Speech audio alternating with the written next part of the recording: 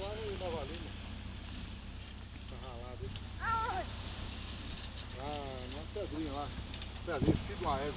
Onde eu fiz sempre mapa.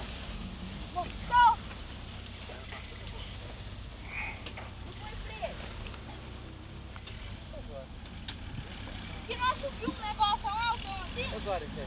Que nós... Sabe que nós 10. 8 horas nós saímos da trilha. 8, 9 horas. Tá doido? Tem nada pra cima. Você vai ver. Você vai ver. Tem medo aí pra cima aí, Joãozinho? Isso mesmo. Não tô bom, não. O farol tá funcionando, né?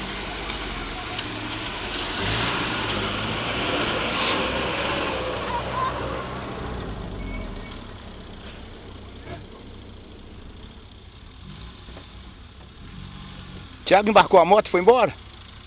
Foi. É? Eu tinha compromisso. sai de noite. Ô Sérgio, É. vamos trocar, senhor. Trocar tá ligado ali, ó. Tá puxando.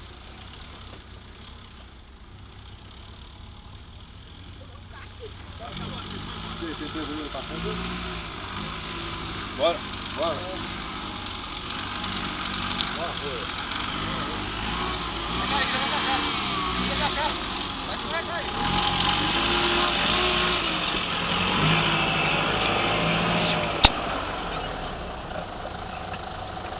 Um pouquinho, puxa mais um pouquinho.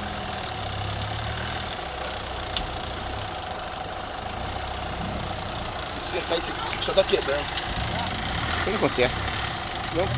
Senão só vai abrir, né? É. Mas se eu não tiver uma quebrada, só você vai abrir, eu vou consertar logo antes que mais. Entendeu? Ei, João!